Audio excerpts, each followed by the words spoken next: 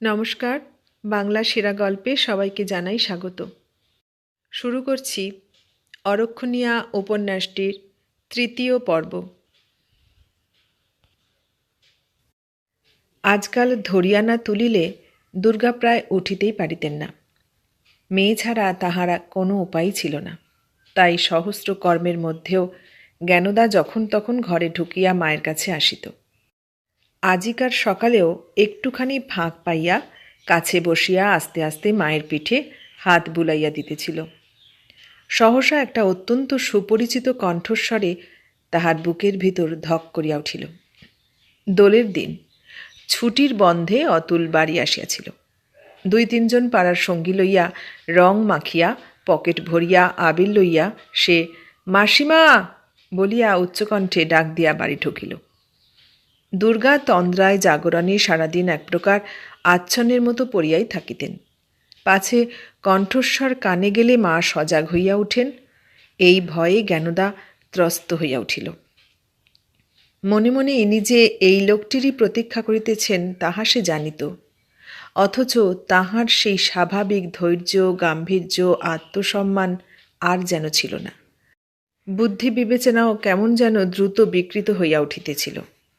তাহার যে জননী কলহের ছায়া দেখিলেও শঙ্কিত হইতেন, তিনি আজকাল ইহাতেও যেন বিমুখ নন, সে লক্ষ্য করিয়া দেখিতেছিল। সুতরাং উভয়ের দেখা হইলেই একটা অত্যন্ত অশোভন কলহ যে অনিবার্য, এ কথা তাহার অন্তর্যামী আজ বলিয়া দিলেন। কি করিলে যে এই বিপদ এড়াইতে পারা যায় ভাবিয়া সে ব্যাকুল হইয়া উঠিল। পা টিপিয়া উঠিয়া সে কপাট রুদ্ধ করিতেছিল। মা বলিলেন, জ্ঞানদা, ও অতুল কথা কইলে না? জ্ঞানদা ফিরিয়া আসিয়া বলিল, কি জানি মা, তিনি নন বোধ হয়। হ্যাঁ, সেই বই কি, উঠে একবার দেখ দেখি। তর্ক করিলেই ক্রুদ্ধ হইয়া উঠিবেন, তাহা সে জানিত। তাই ধীরে ধীরে উঠিয়া গিয়া উঁকি মারিয়া দেখিবার চেষ্টা করিল, কিন্তু দেখা গেল না। শুধু বারান্দার ওধারে অনেকের মধ্যে তাহারও কণ্ঠস্বর তাহার কানে গেল। এইটুকু খবর লইয়াই সে ফিরিতে পারিত, কিন্তু অন্তরাল হইতে একবার তাহার মুখখানি দেখিয়া লইবার লোভ তাহাকে যেন ঠেলিয়া লইয়া গেল। সে নিঃশব্দে আগাইয়া আসিয়া একটা থামের আড়ালে দাঁড়াইয়া দেখিল, তিনি বড়মাসির পায়ের উপর মুঠা করিয়া আবির দিয়া হাসিতেছেন। পাড়ার ছেলেরাও দেখা দেখি তাহাই করিতেছে। ছোট বউ ছিল না। একটা ব্যথার মতো হওয়াতে আজ সে ঘর ছাড়িয়া বাহির হয় নাই। ফিরিবে ফিরিবে করিয়াও নিজের অজ্ঞাতসারে বোধ করি জ্ঞানদার একটু বিলম্ব ঘটিয়াছিল। অকস্মাৎ বজ্রাহত প্রায় হইয়া দেখিল, সে যে ভয় করিয়াছিল ঠিক তাই, মা হেলিয়া দুলিয়া সেই দিকে চলিয়াছেন। ছুটিয়া গিয়া 2 বাহু দিয়া জড়াইয়া ধরিয়া ব্যাকুল কণ্ঠে কহিল, যেও না মা, ফেরো। দুর্গা চক্ষু রক্তবর্ণ করিয়া কহিলেন, কেন? কেন জানি নে মা, তুমি ফেরো, তার তো কোনো আশাই নেই মা। আমাকে ছাড় হতভাগী, ছেড়ে দে বলিয়া অমানুষিক বলে দুর্গা নিজেকে মুক্ত করিয়া লইয়া অগ্রসর হইয়া গেলেন। জ্ঞানদা কলের পুতুলের মতো তাহাকে অনুসরণ করিয়া পিছনে গিয়া দাঁড়াইল। সবাই আশ্চর্য হইয়া চাহিয়া দেখিল মেজ বউ। তাহার সেই কঙ্কালসার মুখমণ্ডলে ক্ষুধিত ব্যাঘ্রের দৃষ্টি ছিল। সে দুটা জ্বলন্ত চক্ষুর পানে চাহিয়া অতুল সভয়ে দৃষ্টি অবনত করিল। দুর্গা বলিলেন, অতুল, আমরা তোমার কি করেছিলাম যে এমন করে আমাদের সর্বনাশ করলে? অতুল জবাব দিবে কি? অপরাধের ভারে ঘাড় তুলিতেই পারিল না। সেই কাজটা করিলেন স্বর্ণ। হৃদয় বলিয়া তাহার তো কোনো বালাই ছিল না, তাই অতি সহজেই মুখ তুলিয়া কহিলেন, কেন, কি সর্বনাশ করেছে শুনি? দুর্গা বলিলেন, তোমাকে তার কি জবাব দেব দিদি? যাকে বলছি সেই জানে সে কি করেছে।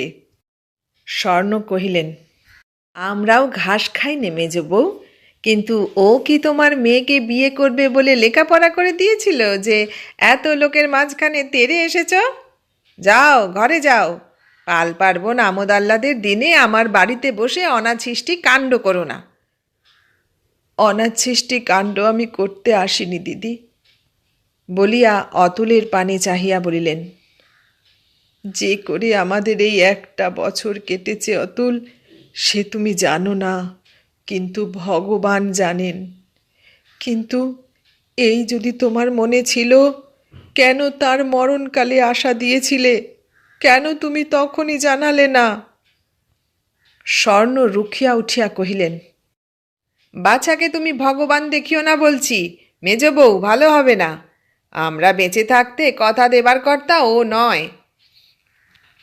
এত লোকের সমক্ষে অতুল নিজেকে অপমানিত বোধ করিতেছিল। মাসির জোর পাইয়া কহিল, আমি কি নিজে বিয়ে করব বলে কথা দিয়েছিলাম? আমার পা ছাড়ে না, পায়ের ওপর পড়ে মাথা খুঁড়তে লাগলো। বাবাকে নিজের মুখে কথা দাও। করি কি? অত লোকের সামনে আমি লজ্জায় বাঁচিনি। তাই পা ছাড়বার জন্যে যদি একটা কৌশল করে থাকি, তাকে কি কথা দেওয়া বলে? স্বর্ণ খিলখিল করিয়া হাসিয়া কহিলেন, ও মা, কি ঘেন্নার কথা অতুল! তুই বলিস কি রে? ছুরি নিজের পায়ে ধরে বলে আমায় বিয়ে করো? অতুল কহিল, সত্যি কি না ওকে জিজ্ঞাসা করো না। মেজমাসিমা নিজেই বলুন না, আমার পায়ের উপর মাথা খুঁড়তে দেখেছিলেন কি না? নইলে ওই মেয়েকে আমি বিয়ে করতে যাব? আমার কি মরবার দড়ি কলসি জোটে না? অতুলের সঙ্গীরা মুখ ফিরাইয়া হাসিয়া উঠিল। দুর্গা উন্মাদের মতো চেঁচাইয়া উঠিলেন, ওরে নিষ্ঠুর, ওরে কৃতজ্ঞ, দড়ি কলসি আমি কিনে দেব রে, তুই মরগে, তোর মরাই উচিত। যে মেয়েকে তুই এত লোকের সম্মুখে এত বড় অপমান করলি, সেই মেয়েই যে তোকে জমের মুখ থেকে ফিরিয়ে এনেছিল রে, সব ভুলে গেলি? চিৎকার শুনিয়া ছোট বউ ব্যথা ভুলিয়া ছুটিয়া আসিয়া দেখিল স্বর্ণ লাফাইয়া উঠিয়াছে। তবে লো হতভাগী, বেরো আমার বাড়ি থেকে, বেরো বলছি। জ্ঞানদা দাঁড়াইয়াছিল, কিন্তু সে অচেতন পাথর হইয়া গিয়াছিল। লজ্জা, ঘৃণা, অভিমান, অপমান, ভালো মন্দ কিছুই তাকে স্পর্শ করিতেছিল না। এ সমস্তরই যেন সে একান্ত অতীত হইয়াই নীরবে ফ্যাল ফ্যাল করিয়া চাহিয়া দাঁড়াইয়াছিল। এই অদৃষ্টপূর্ব মূর্তির প্রতি চাহিয়া ছোট বউ সভয়ে একটা ঠেলা দিয়া ডাকিল, জ্ঞানদা। সে ঘরের ভিতর হইতেই কলহের কিছু কিছু শুনিতে পাইয়াছিল। জ্ঞানদা জবাব দিল, কেন খুড়িমা? আর কেন দাঁড়িয়ে মা? তোর মাকে নিয়ে ঘরে যা। মা চলো, বলিয়া মায়ের হাত ধরিয়া ধীরে ধীরে তাহাকে ঘরে লইয়া গেল। স্বর্ণ কহিলেন, দেখলি ছোট বউ আস্পর্ধা, একেই বলে বামন হয়ে চাঁদে হাত। অতুল হাসিবার মতো করিয়া দাঁত বাহির করিয়া কহিল, শুনলেন ছোট মাসিমা কাণ্ডটা? কি ভয়ানক লজ্জা! স্বর্ণ ক্ষণক্ষণ করিয়া বলিলেন, এক ফোঁটা মেয়ে, এ কি ঘোর কলি! ছোট বউ একটুখানি হাসিয়া কহিল, ঘোর কলি বলেই বাঁচোয়া দিদি, নইলে আর কোনো কাল হলে মা বসুন্ধরা এতক্ষণ লজ্জায় দুফাঁক হয়ে যেতেন অতুল। বলিয়া ঘরে চলিয়া গেল। স্বর্ণ বিদ্রূপের তাৎপর্য না বুঝিয়া খুশি হইয়া বলিলেন, সেই কথাই তো বলছি ছোট বউ। কিন্তু অতুলের মুখ কালো হইয়া উঠিল। ছোট বউয়ের কথার তাৎপর্য স্বর্ণ না বুঝিলেও সে বুঝিয়াছিল। তাই খানিকক্ষণ স্তব্ধ হইয়া বসিয়া থাকিয়া যখন সে উঠিয়া গেল, তখন মনে হইল এই হোলির দিনে কে যেন তাহার জামায় কাপড়ে লাল রং এবং মুখে গাঢ় কালি লেপিয়া ছাড়িয়া দিয়াছে। আসল কথাটা এতদিন অপ্রকাশ ছিল বটে, কিন্তু আর রহিল না। পাড়ার হিতাকাঙ্ক্ষিনীদের কথায় অচিরেই দুর্গার কানে গেল যে এই বাড়িতেই অতুল আবদ্ধ হইয়াছে। অনাথেরই বড় মেয়ে মাধুরীর সঙ্গেই তাহার বিবাহ সম্বন্ধ স্থির হইয়াছে।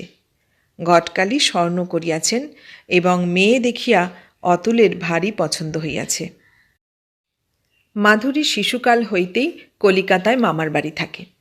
মহাকালী পাঠশালায় পড়ে। ইংরাজি, বাংলা, সংস্কৃত শিখিয়াছে।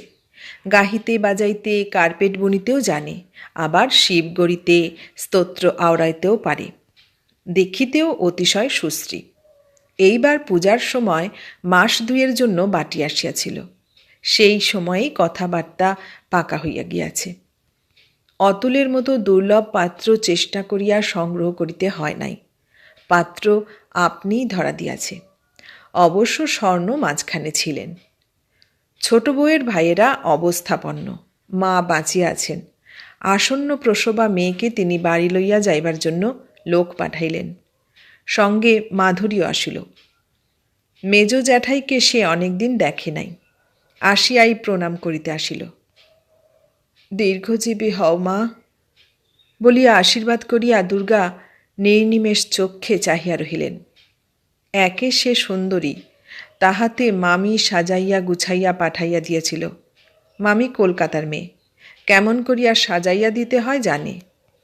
গায়ে গুটি কয়েক বাছা বাছা স্বর্ণালঙ্কার, পরনে কোঁচানো চওড়া লাল পেরে শাড়ি, পিঠের উপর চুল এলো করা, কপালে টিপ। চাহিয়া চাহিয়া দুর্গার চোখের পাতা আর পড়ে না। হঠাৎ একটা দীর্ঘ নিঃশ্বাসের সঙ্গে মুখ দিয়া বাহির হইয়া আসিল, আহা, মেয়ে তো নয়, যেন স্বর্ণ প্রতিমা। এবং সঙ্গে সঙ্গেই তাহার পদতলে উপবিষ্টা নিজের ওই মলিন শ্রীহীন মেয়েটার পানে চাহিয়া তাহার দুচক্ষু সহসা যেন জ্বলিয়া গেল। পাশ ফিরিয়া রুক্ষস্বরে কহিলেন, আর আমি মেয়ে পেটে ধরেছি যেন কাল পেঁচা।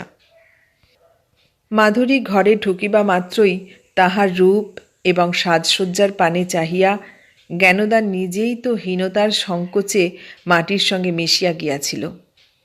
মাধুরী কহিল, দিদি চলো না, একটু গল্প করি গে।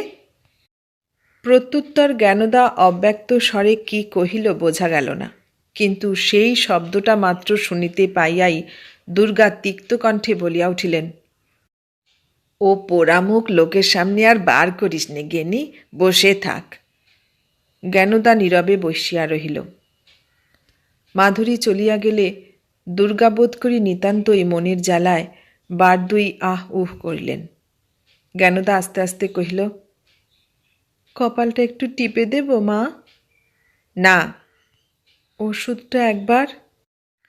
ওলো না না না, যা আমার বিছানা থেকে উঠে যা হারামজাদি, তোর মুখ দেখলেও আমার সর্বাঙ্গ যেন জ্বলে পুড়ে যায়। বলিয়া পা দিয়া তিনি মেয়েকে সজোরে ঠেলিয়া দিলেন।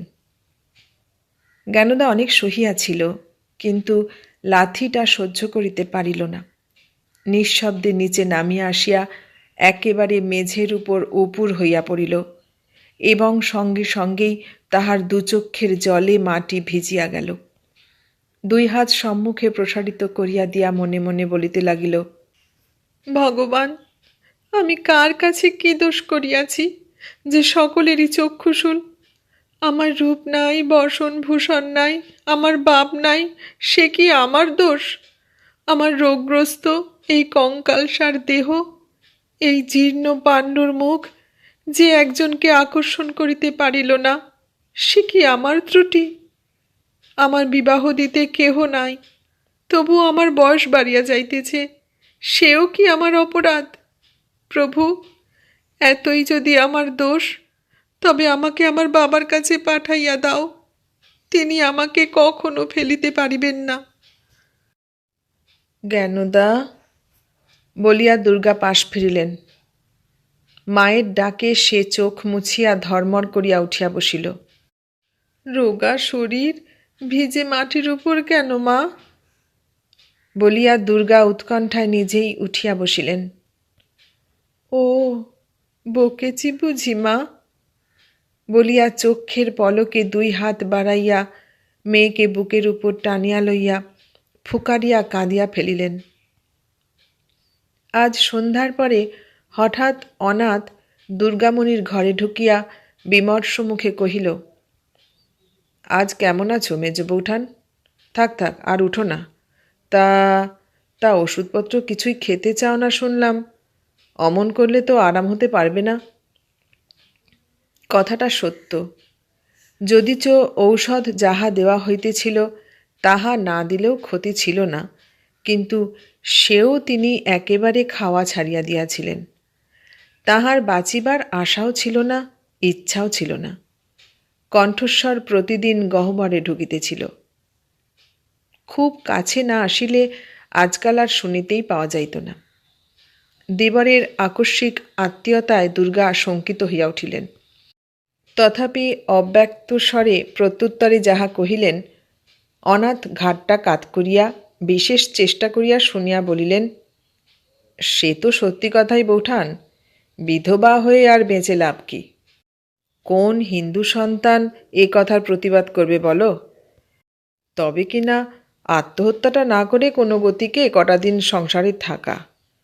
তোমার আবার যেরকম দেহের অবস্থা, তাতে এসব কথা আমার না বলাই উচিত, কিন্তু না বললেও যে নয় কি না, তাই বলি কি, নিজেও দেখতে পাচ্ছ চেষ্টার আমি ত্রুটি করছি নে, কিন্তু কি হতভাগা মেয়ে, কোনো মতেই কি একটা গাঁথছে না। 6-7টা সম্বন্ধ সবকটাই ভেঙে গেল, মেয়ে দেখে আর কারুর পছন্দ হলো না। দুর্গা কিছুই বলিলেন না। একটুখানি থামিয়া অনাথ পুনরায় কহিতে লাগিল, মেজদা মোরে তুমি আবার আমার সংসারে এসেছ কি না, গোল হচ্ছে তো তাই নিয়ে। নীলকণ্ঠ মুখুজ্জিকে তো চেনই, বাড়ি বাড়ি গিয়ে বেশ তালগোল পাকাচ্ছে। তোমার ছুতো করে আমাকে কি করে ঠেলবে? আর তাদের দোষী বা দিই কী করে? নিজেরাও তো মেয়ের বয়সটা দেখতে পাচ্ছি। আবার তাও বলি, শহরে বাপু এত নেই, পোড়া পাড়া গাঁয়েই আমাদের যত হাঙ্গামা, যত বিচার। বলিয়া জোর করিয়া একটা দীর্ঘশ্বাস ত্যাগ করিল। দেবর যে কিসের ভূমিকা করিতেছেন, কোন দিকে ইহার গতি, তাহা ধরিতে না পারিয়া দুর্গা তেমনি নিঃশব্দে চাহিয়া রহিলেন, কিন্তু শীর্ণ মুখের উপর একটা অনিশ্চিত শঙ্কার ছায়া পড়িল। একবার কাশিয়া একটু ইতস্তত করিয়া অনাথ এইবার আসল কথা প্রকাশ করিল। কহিল, তোমার এ অবস্থায় সত্যি তো আর কোথাও যাওয়া আসা চলে না, সে আমি বলি নে, কিন্তু কি জানো মেজ বৌঠান, নিজের মেয়েটাও তো বিবাহযোগ্য হলো। তাই আমি বলি কি জানো, সব দিক আমার বাঁচিয়ে চলা তো আবশ্যক। আমি বলি কি, গেনিকে এ সময় আর কোথাও না পাঠালেই নয়। এ বাড়িতে আর তো তাকে রাখা যায় না, বড্ড হইচেই হচ্ছে। দুর্গার ক্ষীণ কণ্ঠস্বর ওষ্ঠাধরের মধ্যেই যেন মিলাইয়া গেল। কোথায় সে যাবে ঠাকুরপো? অনাথ কহিল, হরিপালেই যাক। সেখানে কি করে যাবে? গিয়েই বা কী হবে ঠাকুরপো? অনাথ এবার রুষ্ট হল। কহিল, এ তোমার অন্যায় মেজ বৌঠান। কেবল নিজেরটি দেখলেই তো চলে না। যার সংসারে আছে, অসময়ে যে তোমাদের ঘাড়ে নিলে তার ভালো মন্দ তো চেয়ে দেখা চাই। দুর্গা জবাব দিতে পারিলেন না, শুধু একটা নিঃশ্বাস ফেলিলেন। এ নিঃশ্বাসে এইটুকু কাজ হইল যে অনাথ গলাটা একটু কোমল করিয়া কহিতে লাগিল, এই অবস্থায় তোমার একটু কষ্ট হবে বটে, তা বুঝতে পারছি, কিন্তু উপায় কি? আর তোমার নিজের দোষও আছে মেজ বৌঠান। তোমার দাদাকে চিঠি লিখেছিলাম, তিনি তো স্পষ্টই লিখেছেন সেখানে বিয়ের সমস্ত জোগাড় হয়েছিল। তুমি শুধু একটা অসম্ভব আশায় ভুলে রাগারাগি করে মেয়ে নিয়ে চলে এলে। তা না করলে তা আজ স্বচ্ছন্দে স্বচ্ছন্দে যে কি হইতে পারিত সেটা আর অনাথ খুলিয়া বলিল না। কিন্তু দুর্গা বুঝিলেন হঠাৎ কেন সে আজ জ্ঞানদাকে বিদায় করিবার প্রস্তাব লইয়া উপস্থিত হইয়াছে। কিছুমাত্র হাঙ্গামা না পোহাইয়া, একটা পয়সা খরচ না করিয়া এই দায় হইতে নিষ্কৃতি পাইবার সন্ধান যখন তাহার মিলিয়াছে, তখন এ লোভ ত্যাগ করিবে সে লোক অনাথ নয়। সে চলিয়া গেলে খানিক পরে কাজকর্ম সারিয়া জ্ঞানদা ঘরে ঢুকিয়া মায়ের অবস্থা দেখিয়া ভয়ে চমকাইয়া উঠিল। তাহার কোটর প্রবিষ্ট রক্তশূন্য চোখ দুটি আজ ফুলিয়া রাঙা হইয়া উঠিয়াছে। মেয়েকে দেখিবা মাত্রই তাহার ক্রন্দনের বেগ একেবারে সহস্রমুখী হইয়া উঠিল। ইঙ্গিতে কাছে ডাকিয়া মেয়ের বুকে মুখ রাখিয়া মা আজ ছোট্ট মেয়েটির মতো ফোঁপাইয়া ফোঁপাইয়া কাঁদিতে লাগিলেন। বহুক্ষণে কান্না যখন থামিল, তখন মেয়ে কহিল, আমাকে কি তুমি চেনো না মা, যে কেউ আমাকে তোমার কাজ ছাড়া করতে পারে? এ তো কাকার বাড়ি নয় মা, এ আমার বাবার বাড়ি। তিনি খেতে না দেন তখন তো আর লজ্জা থাকবে না। যা করে হোক তখন তোমাকে আমি খাওয়াতে পারবো মা। বলিয়া মেয়ে আজ মা হইয়া মাকে মেয়ের মতো কোলে করিয়া বসিয়া রহিল। খানিক পরে মা শ্রান্ত দেহে ঘুমাইয়া পড়িলেন। কিন্তু মেয়ে গভীর রাত্রি পর্যন্ত জাগিয়া থাকিয়াও স্থির করিতে পারিল না তাহার এই যা হোকটা তখন কি হইবে। সে দুর্দিনে মায়ের খাওয়া পড়াটা সে কেমন করিয়া কোথা হইতে সংগ্রহ করিবে। জ্ঞানদাকে বিদায় করার প্রস্তাবটা ছোট বউ শুনিতে পাইয়া স্বামীকে নির্জনে ডাকিয়া কহিল, তোমার কি ভীমরতি হয়েছে যে এই অসময়ে মায়ের কাছ থেকে মেয়েকে দূর করবার কথা বলে এলে? কসাই, যাদের জবাই করাই ব্যবসা, তাদেরও তোমাদের চেয়ে দয়ামায়া আছে। যাই হোক, কাজটা নাকি একেবারেই অসম্ভব, তাই অনাথ চুপ করিয়া গেল। না হইলে এ সকল ব্যাপারে সে স্ত্রীর বাধ্য। এত বড় দোষারোপ তাহার অতি বড় শত্রুরাও তাহার প্রতি করিতে পারিত না। কিন্তু দুর্গা হয়তো এই আসন্ন কালেও মেয়ে লইয়া আর একবার হরিপাল যাইতে পারিতেন। কিন্তু সেখানে সেই যে পাত্র, যে নিজের ৫-৬টি সন্তানের জননীকে অন্তঃসত্ত্বা অবস্থায় লাথি মারিয়া হত্যা করিয়াছে, তাহার কথা মনে হইলেই তাহার হৃৎকম্প উপস্থিত হইত।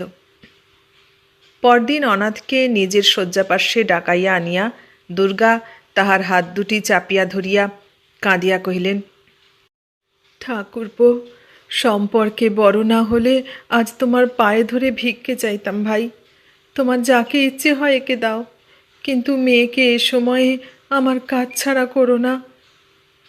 বলিয়া জ্ঞানদার হাতখানি তুলিয়া লইয়া তাহার কাকার হাতের উপর রাখিলেন। অনাথ হাতটা টানিয়া লইয়া বিরক্ত হইয়া কহিল, পরের দায়ে আমার জাত যায়। আমি কি চেষ্টার ত্রুটি করছি মেজ বৌঠান? কিন্তু ঘাটের মরাও যে শকুনিকে বিয়ে করতে চায় না। বলি, তোমার সেই বালাজোড়াটা যে ছিল, কি করলে? সে তো তোমার দাদার শ্রাদ্ধের সময়ই গেছে ঠাকুরপো। অনাথ হাতটা উল্টাইয়া কহিল, তাহলে আর আমি কি করব? একটা পয়সাও দেবে না, মেয়েও ছাড়বে না, তার মানে আমাকে মাথায় পা দিয়ে ডুবোতে চাও আর কি? বলিয়া রাগ করিয়া চলিয়া গেল। সে চলিয়া গেলে দুর্গা ক্ষণকাল স্থির থাকিয়া অকস্মাৎ মেয়ের হাতটা সজোরে ঠেলিয়া দিয়া বলিলেন, বসে আছিস, ঘরে সন্ধ্যা দিবি নে? যে সমস্ত আলোচনা এইমাত্র হইয়া গেল, তাহারই দহনে বোধ করি জ্ঞানদা একটুখানি অন্যমনস্ক হইয়া পড়িয়াছিল। জবাব দিবার পূর্বেই মা নিরতিশয় কঠিন হইয়া বলিয়া উঠিলেন, মরণ আর কি? রাজকন্যার মতো আবার অভিমান করে বসে আছেন। হ্যাঁ লাগেনি, এত ধিক্কারেও তো তোর তো প্রাণ বেরোয় না। যদু ঘোষের এক ছেলে সেদিন ৩ দিনের জ্বরে মল। আর এই একটা বছর ধরে তুই নিত্য জ্বরের সঙ্গে যুঝছিস, কিন্তু তোকে তো জম নিতে পারলে না। তুই বলে তাই এখনো মুখ দেখাস। আর কোনো মেয়ে হলে মনের ঘেন্নায় এতদিন জলে ডুবে মরত। যা যা, সুমুখ থেকে একটু নড়ে যা শকুনি। একদণ্ড হাঁপ ফেলে বাঁচি। দিবারাত্রি আমাকে যেন জোকের মতো কামড়ে পড়ে আছে। বলিয়া একটা ঠেলা দিয়া মুখ ফিরাইয়া শুইলেন। বাস্তবিক মায়ের কথাটা সত্য যে আর কোনো মেয়ে হইলে শুদ্ধমাত্র মনের ঘৃণাতেই আত্মহত্যা করিত। এমন কত মেয়েই তো করিয়াছে। কিন্তু এই মেয়েটিকে ভগবান যেন কোন নিগুড় কারণে মা বসুন্ধরার মতোই সহিষ্ণু করিয়া গড়িয়াছিলেন। সে নীরবে উঠিয়া গিয়া নিয়মিত গৃহকার্যে প্রবৃত্ত হইল। এত বড় নির্দয় লাঞ্ছনাতেও মুহূর্তের জন্য আত্মবিস্মৃত হইয়া বলিল, না মা, মরিতে আমিও জানি। শুধু তুমি ব্যথা পাইবে বলিয়াই সব সহিয়া বাঁচিয়া আছি। ঘরে প্রদীপ দিয়া, গঙ্গাজল ছড়া দিয়া, ধূনা দিয়া সে আরেকটি ক্ষুদ্র দ্বীপ হাতে করিয়া তুলসী বেদিমলে দিতে গেল। বাঙালির মেয়ে শিশুকাল হইতেই এই ছোট গাছটিকে দেবতা বলিয়া ভাবিতে শিখিয়াছে। এইখানে আসিয়া আজ আর সে কিছুতেই সামলাইতে পারিল না। গলায় আঁচল দিয়া প্রণাম করিতে গিয়া আর উঠিতে পারিল না। দুই হাত সম্মুখে ছড়াইয়া দিয়া কাঁদিয়া সাষ্টাঙ্গে লুটাইয়া পড়িল। ঠাকুর দয়াময়, এইখানে তুমি আমার বাবাকে লইয়াছ, এবার আমার মাকে আর আমাকে কোলে লইয়া আমার বাবার কাছে পাঠাইয়া দাও ঠাকুর, আমরা আর সহিতে পারিতেছি না। চৈত্রের শেষের কয়টা দিন বলিয়া ছোট বউয়ের বাপের বাড়ি যাওয়া হয় নাই। মাসটা শেষ হইতেই তাহার ছোট ভাই তাহাকে এবং মাধুরীকে লইয়া যাইবার জন্য আসিয়া উপস্থিত হইল। আজ ভালো দিন, খাওয়া দাওয়ার পরেই যাত্রার সময়। অতুল বাড়ি আসিয়াছিল বলিয়া স্বর্ণ তাহাকেও নিমন্ত্রণ করিয়াছিলেন। দুপুরবেলা এই দুটি যুবক আহারে বসিল। স্বর্ণ কাছে আসিয়া বসিলেন। শখ করিয়া তিনি মাধুরীর উপর পরিবেশনের ভার দিয়াছিলেন। সকালবেলা আঁশ রান্নাটা জ্ঞানদাকে দিয়াই রাঁধাইয়া লওয়া হইত, কিন্তু তাহা গোপনে। বাহিরের কেহ জিজ্ঞাসা করিলেই স্বর্ণ অসংকোচে কহিতেন, মা গো, সে কি কথা, ওকে যে আমরা রান্নাঘরেই ঢুকতে দিই নে। সুতরাং পরিবেশন করা তাহার পক্ষে একেবারে নিষিদ্ধ ছিল। তাছাড়া নিজের লজ্জাতেই সে কাহারও সাক্ষাতে বাহির হইত না। যতদূর সাধ্য ঘরের বাহিরের সকলের দৃষ্টি এড়াইয়াই সে চলিত। অতুলের সহিত মাধুরীর বিবাহ হইবে, তাই এই সুন্দরী মেয়েটি সর্বাঙ্গে সাজসজ্জা এবং ব্রহ্মাণ্ডের লজ্জা জড়াইয়া লইয়া অপটু হস্তে যখন পরিবেশন করিতে গিয়া কেবলই ভুল করিতে লাগিল এবং জ্যাঠাইমা সস্নেহে অনুযোগের স্বরে কখনো বা পোড়ামুখী বলিয়া, কখনো বা হতভাগী বলিয়া হাসিয়া তমাশা করিয়া কাজ শেখাইতে লাগিলেন, তখন বিশ্বের পায়ে ঠেলা আর একটি মেয়ে ইহারই জন্য রন্ধনশালায় নিভৃতে একান্তে বসিয়া মাথা হেঁট করিয়া সর্বপ্রকার আহার্য গুছাইয়া দিতে লাগিল। স্বর্ণ মাধুরীর বিবাহের কথা তুলিতেই সে ছুটিয়া রান্নাঘরে আসিয়া উপস্থিত হইল। জ্ঞানদা জিজ্ঞাসা করিল, কি চাই ভাই? কিছু না দিদি, আমি আর পারি নে বলিয়া হাতের খালি থালাটা দুম করিয়া মাটিতে নিক্ষেপ করিয়া ছুটিয়া পলাইয়া গেল। পরক্ষণেই স্বর্ণ চেঁচাইয়া ডাকিলেন, একটু নুন দিয়ে যা দেখি মা। কিন্তু নুন লইবার জন্য মাধুরী ফিরিয়া আসিল না। তিনি আবার ডাকিলেন, কই রে, তোর ছোট মামা যে বসে আছে।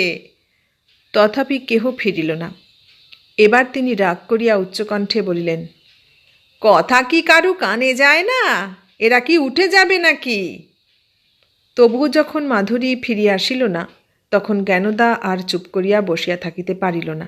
ভাবিল, নুন জিনিসটা তো আর ছোঁয়া যায় না, তাই বোধ করি এই আদেশটা তাহারই উপরে হইয়াছে।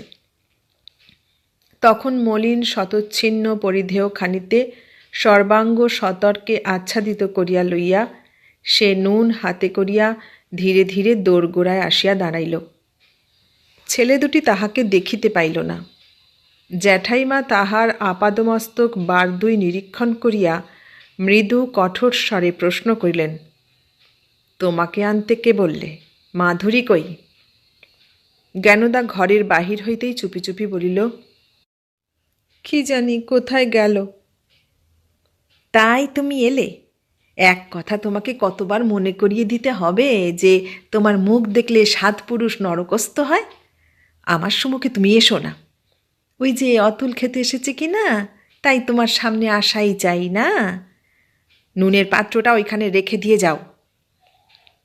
পাত্রটা রাখিয়া দিয়া জ্ঞানদা চলিয়া গেল। সে শুদ্ধ এই জন্যই যাইতে পারিল যে মা বসুন্ধরা দ্বিধা হইয়া তাহাকে গ্রহণ করিলেন না। স্বর্ণ স্বয়ং উঠিয়া নুন পরিবেশন করিলেন এবং স্বস্থানে বসিয়া অতুলের পানে চাহিয়া কহিলেন, তুই ব্যাটা ছেলে, পুরুষ মানুষ, তোর আবার লজ্জা কি যে ঘাড় হেঁট করে বসে আছিস? খা। মাধুরীর মামা প্রশ্ন করিল, ও কে দিদি? স্বর্ণ একটুখানি হাসিয়া কইলেন, ও কিছু না, তোমরা খাও। কিন্তু অতুলের সমস্ত খাবার বিস্বাদ হইয়া গেল। লুচির টুকরা কিছুতেই যেন সে গিলিতে পারিল না। গিলিবে কি করিয়া? আজ সে মাধুরীকে দেখিয়া ভুলিয়াছে, তাহাতে ভুল নাই, কিন্তু জ্ঞানদাকেও তো সে চিনিত। এখনও জ্ঞানদা তাহাকে ভালোবাসে কি ঘৃণা করে যদিচ ঠিক জানিত না, কিন্তু একদিন সে যে তাহাকেই প্রাণাপেক্ষা ভালোবাসিত তাহা তো জানে। কিন্তু তেমন দিনেও যে কখনো গায়ে পড়িয়া তাহার সম্মুখে আসিবার চেষ্টা করে নাই, আজ সে যে তাহাই করিতে আসিয়াছে, এত বড় নির্লজ্জ অপবাদ সে এত সত্বর বিশ্বাস করিবে কি করিয়া? অপরাহ্ন বেলায় ছোট বউ মেয়ে লইয়া বাপের বাড়ি চলিয়া গেল, কিন্তু যাইবার সময় মেজজায়ের সহিত দেখা করিয়া গেল না। শুধু এক মুহূর্তের জন্য রান্নাঘরে ঢুকিয়া জ্ঞানদার হাতে একখানি 10 টাকা নোট গুঁজিয়া দিয়া অনেকটা যেন চোরের মতো পলাইয়া গেল। দাঁড়াইয়া তাহার প্রণামটা পর্যন্ত গ্রহণ করিল না। বাটির মধ্যে শুধু এই একটা লোক, যে এই দুর্ভাগা মেয়েটার ভিতরটা দেখিতে পাইয়াছিল, সেও আজ কি জানি কতদিনের জন্য স্থানান্তরে চলিয়া গেল। থাকিয়াও সে যে বিশেষ কিছু করিয়াছিল তাহা নয়। ব্যথা পাওয়া এবং ব্যথা দূর করিবার জন্য সচেষ্ট হইয়া কাজ করা এক জিনিস নয়, সকলে তাহা পারে না। তবুও ছোট খুড়িমাকে চলিয়া যাইতে দেখিয়া নিবিড় অন্ধকারে এই মেয়েটার সমস্ত অন্তর পরিপূর্ণ হইয়া গেল। বৈশাখের মাঝামাঝি একটা দিনে অনাথের অফিস যাইবার সময় বড় বউ মুখের উপর সংসারের সমস্ত দুশ্চিন্তা লইয়া আসিয়া দাঁড়াইলেন। অনাথ ভীত হইয়া কহিল, কি হয়েছে বৌঠান? স্বর্ণ কহিলেন, তুমি করছো কি ঠাকুরপো? মেজ বউয়ের যে হয়ে এলো। অনাথ হাতের হোঁকাটা ঠিক করিয়া রাখিয়া দিয়া পাংশু মুখে কহিল, বলো কি? কই, আমি তো কিছু জানি নে। স্বর্ণ বলিলেন, না না, তা নয়, আজই সে মরছে না, কিন্তু বেশি দিন আর নেই, তা বলে দিচ্ছি। বড় জোর 10-15 দিন, তারপরে 6 মাস 1 বছর ছুঁড়িটার বিয়ে দেবার জো থাকবে না। কিন্তু আমার মাধুরী মায়ের বিয়ে আমি এই আষাঢ়ের মধ্যেই দেব, তা কারু কথা শুনব না। এমন খুঁজলে পাওয়া যাবে না। তাছাড়া দেবার থোবার কামড় নেই। ছেলে নিজে পছন্দ করেছে, মামাগি যে বলবেন এ নেব তা নেব, সে না হলে চলবে না, তার জো নেই। এমন সুবিধে কি আমি শেষকালে দেরি করতে গিয়ে নষ্ট করে ফেলব? অনাথ সভয়ে ঘাড় নাড়িয়া কহিল, না না, সে কি হতে পারে? তুমি হলে আমার সংসারের কর্তাগিন্নি সমস্তই। তোমার মেয়ের বিয়ে বোনপোর সঙ্গে দেবে, যেদিন খুশি দিও, যা ইচ্ছে করো। আমি কখনো তো তাতে না বলবো না বৌঠান। স্বর্ণ সগর্বে বলিলেন, তা তো বলবে না জানি, কখনো বলোনি। আমার সে দেওর তুমি নও, তাতেই তো বলছি। এখন যা বলি করো, আর গড়িমসি করো না। যাকে হোক ধরে বেঁধে ওকে বিদায় করো। সে না করলে মাধুরীর বিয়ে কোনো মতেই হতে পারবে না। এমনিই তো পাড়ার বেটা বেটিরা নানা কথা কইছে, তখন কি আবার একটা গোলমালে পড়ে যাব? মনে বেশ করে বুঝে দেখো, ও তোমারই ঘরের মরা। ফেলবে ফেলো, না হয় পচা গন্ধে মরো। কথাটা অনাথ ভাবিতে ভাবিতে অফিসে গেল এবং পরদিন হইতেই ঘরের মরা ফেলিবার জন্য ছুটাছুটি করিয়া এমন 2-4 জন পাত্র ধরিয়া আনিতে লাগিল, যাহাদের পরিচয় নিজের মুখে দিতে গেলে বোধ করি স্বর্ণমঞ্জরীকেও 2 বার ঢোক গিলিতে হইত। সেদিন দুপুরবেলা অনেক দিনের পর স্বর্ণ আসিয়া দুর্গার ঘরে ঢুকিলেন। বলি, আজ কেমন আছো মেজ বউ? দুর্গা কষ্টে পাশ ফিরিয়া হাতটা একটু উল্টাইয়া কহিলেন, আর থাকা থাকি দিদি, আশীর্বাদ করো, আর যেন বেশি দিন ভুগতে না হয়। স্বর্ণ সহানুভূতির স্বরে বলিলেন, না না, ভয় কি, ভালো হয়ে যাবে বই কি। দুর্গা চুপ করিয়া রহিলেন, প্রতিবাদ করিলেন না। স্বর্ণ তখন কাজের কথা পারিলেন, কহিলেন, তা মেয়ে বড় কিনা, পাত্রটি নেহাত ছোঁড়া হলেও তো আর মানাবে না মেজ বউ। বাপ মা নেই, তাই নিজেই ও বেলা মগরা থেকে দেখতে আসবেন বলে পাঠিয়েছেন। বলা বাহুল্য, বাপ মা অমর না হইলে আর পাত্রটির ও বয়সে তাহাদের বাঁচিয়া থাকা চলে না। স্বর্ণ বলিতে লাগিলেন, এখন মা কালী করেন, মেয়ে দেখে তার পছন্দ হয় তবেই তো ছোট ঠাকুরপোর ছুটাছুটি হাঁটাহাঁটি সার্থক হয়। তারপর আবার দেনা পাওনার কথা। তা আমি বলি কি। কথাটা শেষ না হইতেই দুর্গা আগ্রহে উঠিয়া বসিয়া ছলছল চক্ষে চাহিয়া বলিলেন, আশীর্বাদ করো দিদি, এই সম্বন্ধটি আর যেন ভেঙে না যায়, আমি যেন দেখে যেতে পারি। বলিতে বলিতেই তাহার চোখ দিয়া দুফোঁটা জল গড়াইয়া পড়িল। স্বর্ণ বলিলেন, আশীর্বাদ করছি বই কি মেজ বউ, দিনরাত ঠাকুরকে জানাচ্ছি, ঠাকুর যা হোক মেয়েটার একটা কিনারা করে দাও। তা দেখব বই কি মেজ বউ, আমি বলছি তুমি জামাইয়ের মুখ দেখে তবে। দুর্গা নীরবে আঁচল দিয়া চোখ মুছিলেন। স্বর্ণ একটা হাই তুলিয়া তুড়ি দিয়া একটু ইতস্তত করিয়া কহিলেন, কাচ্চা বাচ্চার বাপ, ওই শুনতে 150 মাইনে, নইলে কিছু নেই, সব জানি তো। নিজের মেয়েটার কি করে যে দুহাত এক করবে তাই ভেবে কাঠ হয়ে যাচ্ছে, তার ওপর আবার ইটি। বুঝতে সবই তো পারো মেজ বউ। তাই ঠাকুরপো বলছিল কি, লজ্জায় নিজে তো তোমাকে বলতে পারে না, বলছিল যে তোমার অংশের বাড়িটা বাঁধা না দিলে তো আর খরচপত্রের জোগাড় হয়ে উঠবে না। তোমাকে নিজে কিছুই করতে হবে না, শুধু একটা ঢেরা সই করে দেওয়া। শুধু হাতে কেউ তো আর ধার দিতে চায় না। ওরা কলিকাল এমনই যে তুমি মরো আর বাঁচো, কেউ কারুকে বিশ্বাস করবে না। দুর্গা তৎক্ষণাৎ বলিলেন, আমি আর কদিন দিদি, তোমরা আমাকে যা করতে বলবে আমি তাই করব। শুধু এইটুকু দেখো দিদি, ও আমার না একেবারে অকুলে ভেসে যায়। না না, ভেসে যাবে কেন মেজ বউ, বাপ খুড়ো মা জ্যাঠাই কি ভিন্ন? তা যদি হবে আমরাই বা কেন ওর জন্যে ভেবে ভেবে আহার নিদ্রা ত্যাগ করব বলো? আমার জ্ঞানদাও যা, মাধুরীও সেই পদার্থ। দে না মা জ্ঞানদা, তোর মায়ের চোখ দুটো মুছিয়ে, মাথায় একটু পাখা কর মা বসে। বলিয়া একাধারে আশা ও ভরসা দিয়া তিনি বাহির হইয়া গেলেন। আজ বহুদিনের পর দুর্গার মৃত্যুমলিন মুখের উপর একটা আনন্দের দীপ্তি দেখা দিল। মেয়ের হাত হইতে পাখাটা টানিয়া লইয়া নিজের শীর্ণ হাতখানি তাহার মাথায় মুখে বুলাইয়া স্নিগ্ধ কণ্ঠে কহিলেন, এইখানে শুয়ে একটু ঘুমো দিকি মা। বলিয়া জোর করিয়া নিজের বুকের কাছে টানিয়া লইয়া বলিতে লাগিলেন, এমন পোড়া কপালির পেটে তুই জন্মেছিলি মা, যে এই বয়সেই খেটে খেটে আর ভেবে ভেবে শরীর পাত করলি।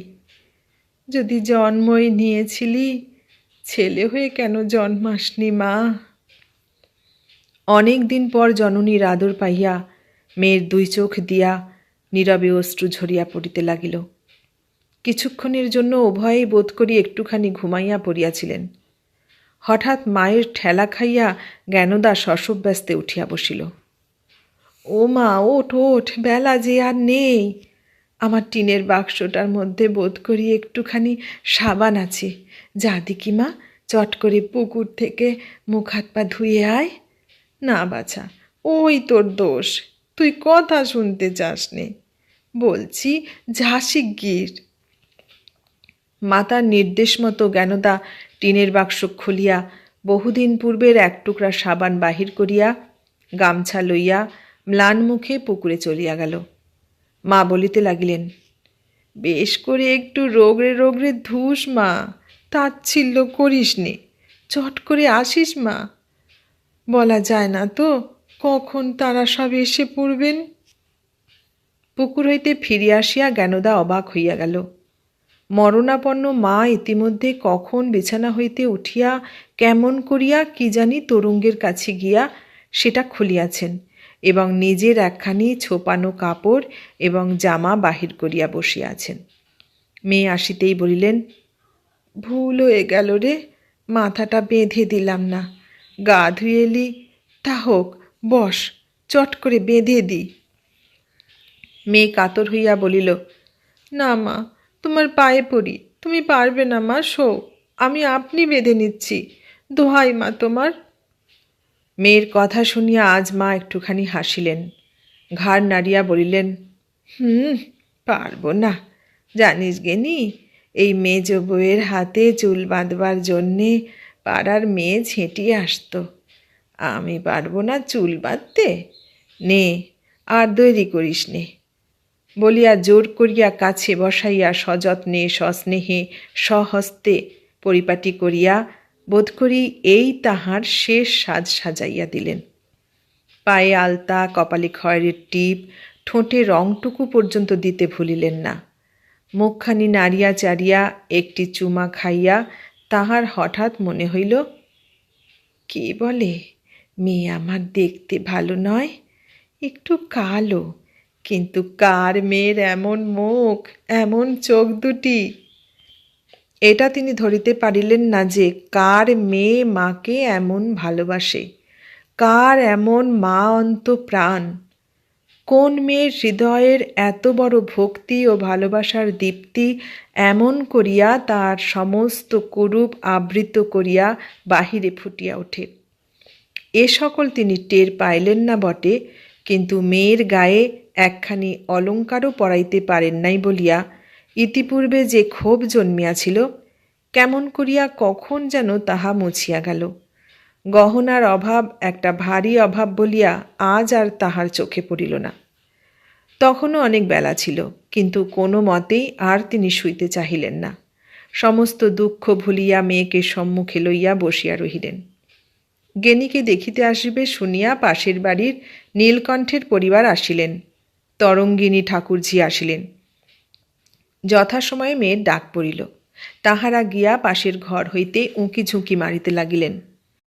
দৃষ্টির অন্তরালে একমাত্র উপযুক্ত সন্তানের অত্যন্ত কঠিন অস্ত্রচিকিৎসা সম্পন্ন হইতে থাকিলে তাহার মা যেমন করিয়া সময় কাটান, তেমনি করিয়া দুর্গা একাকী তাহার মলিন শয্যার উপর বসিয়াছিলেন। পাত্র এবং ঘটক ঠাকুর জল যোগাদি সমাধা করিয়া বাহির হইলেন। তিনি টের পাইলেন, তাহাদের ঠিকাগাড়ি ছড়ছড় ঘর ঘর করিয়া চলিয়া গেল, তাহাও শুনিতে পাইলেন। তারপরে তরঙ্গিনী ঠাকুরজি ঘরে ঢুকিয়া একটা মস্ত দীর্ঘশ্বাস ছাড়িয়া জানাইলেন, না, মেয়ে পছন্দ হল না। দুর্গা চোখ বুজিয়া শুইয়া পড়িলেন, একটি প্রশ্নও করিলেন না। ঠাকুরঝি করুণ স্বরে কহিতে লাগিলেন, ওই হাড় গোড় বার করা মেয়ে কি কারো পছন্দ হয়? বলি মেজবউ, গেনিকে দুদিন খাওয়াও, মাখাও, একটু তাউত করো। আমরা ছেলেবেলা থেকে দেখছি তো, এই মেয়ে কি এমনই ছিল? জ্বরে জ্বরে বাছার হাড় পাঁজরা বার করে ফেলেছে। একটা বছর সবুর করে যত্ন আত্তি করে দেখো দিকি, ওই মেয়ে আবার কেমন হয়, তখন পড়তে পাবে না। সে তো ঠিক কথা, কিন্তু কই সে সুযোগ, টাকা কই? একটা বৎসর অপেক্ষা করিয়া তাহার অস্থিপঞ্জর ঢাকা দিবার সময় কোথায়? মেয়ে যে 15ই পড়িল। পিতৃপুরুষেরা প্রতিদিন যে নরকে গভীরতর কূপে নিমগ্ন হইতেছেন। বড় কুলীনের মেয়ে নয়, তাই গ্রামের লোক জাতি মারিব বলিয়া যে অহর্নিশি চোখ রাঙাইয়া শাসাইতেছে। প্রতীক্ষা করিবার আর তিলার্ধ অবসর নাই। বিদায় করো, বিদায় করো, যেমন করিয়া হোক, যাহার হাতে হোক, কাল তাহার বৈধব্য অনিবার্য জানিয়া হোক, অসহ্য দুঃখ ও চিরদারিদ্র চোখের উপর জাজ্জল্যমান দেখিয়া হোক, তাহাকে সঁপিয়া দিয়া জাতি ধর্ম এবং পিতৃপুরুষের পারলৌকিক প্রাণ রক্ষা করো। তখনও ঘরে সন্ধ্যার আলো জ্বালা হয় নাই। সেই অন্ধকারে লুকাইয়া জ্ঞানদা তাহার লাঞ্ছিত সাজসজ্জা খুলিয়া ফেলিবার জন্য নিঃশব্দে প্রবেশ করিল। দুর্গা মরার মতো পড়িয়া রহিলেন। খানিক পরে সে হতভাগ্য কঠিন অপরাধীর মতো নীরবে মায়ের পদপ্রান্তে আসিয়া যখন বসিল, জননী জানিতে পারিয়াও সাড়া দিলেন না। তারপরে তেমনি নিঃশব্দে বহুক্ষণ অপেক্ষা করিয়া অভুক্ত পীড়িত কন্যা শ্রান্তির ভারে সেইখানেই ঢলিয়া ঘুমাইয়া পড়িল। সমস্ত অনুভব করিয়াও মায়ের প্রাণে আজ লেশমাত্র দয়ার সঞ্চার হইল না। এতক্ষণ শুনলে অরক্ষণীয়া উপন্যাসটির তৃতীয় পর্ব। কেমন লাগছে গল্পটা? ভালো লাগলে লাইক, কমেন্ট, শেয়ার করো। আর নতুন বন্ধু হলে সাবস্ক্রাইব করার অনুরোধ রইল। সবাইকে অনেক ধন্যবাদ জানিয়ে আজ এখানেই শেষ করলাম।